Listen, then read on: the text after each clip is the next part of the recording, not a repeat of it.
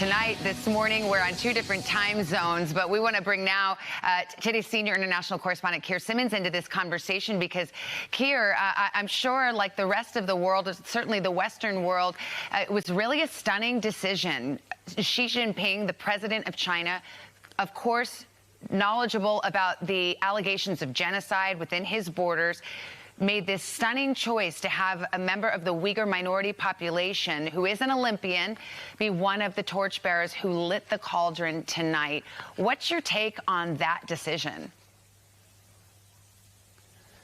Yes, Savannah, they had a member of the mainly Muslim Uyghur minority light the Olympic cauldron. Frankly, he might as well have lit a piece of international political dynamite. The Uyghurs, the State Department says, since 2017, more than 1 million have been put in internment camps. The Chinese say they are re-education centres. But, Savannah, I've been to those camps. I've seen rows of Uyghurs in desks being, quote, re-educated. You do, when you go to Xinjiang, see Uyghurs performing, for example, dancing. But you never know what's real because they are always under the watchful eye of the Chinese authorities, Savannah. Just to read you a little more from what the State Department says, the Uyghurs are subjected to forced disappearance, political indoctrination, torture, physical and psychological abuse.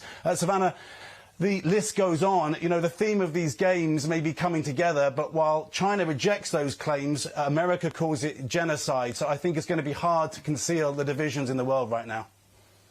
Yeah, it's incredibly disturbing to contemplate those things. And then, of course, this awkward juxtaposition when we just witnessed this beautiful opening ceremony. Any opening ceremony is what the host country wants to say about itself, the message it wants to convey. When you look at the opening ceremony we just saw, with all of its beauty and simplicity, little children, a heart, a doves made, snowflakes made into a heart at the end. How does that compare with the China that we're seeing on the world stage exerting its muscle around the world? Well, I think you have to take all of the day's events in context, Savannah, and I think there will be many in the West who will see today's events as a brazen challenge to America's view of the world. That President Putin's summit came with a 5,300-word statement which said in part, quote, Russia and China stand against attempts by external forces to undermine security and stability in their common adjacent regions. Now, Savannah, common adjacent regions clearly refers to Ukraine and Taiwan. It clearly connects the two, and critics will say it is Russia and China that are destabilising those places.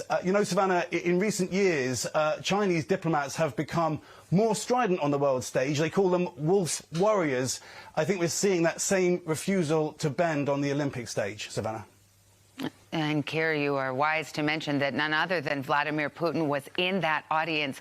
A great show of support to Xi Jinping, and clearly a moment for the world to watch as everyone wonders just what his intentions are in Ukraine, with more than 100,000 Russian troops poised at three sides of the border there. So lots to unpack from this opening ceremony. Thank you so much to Keir. Mike Tirico before that.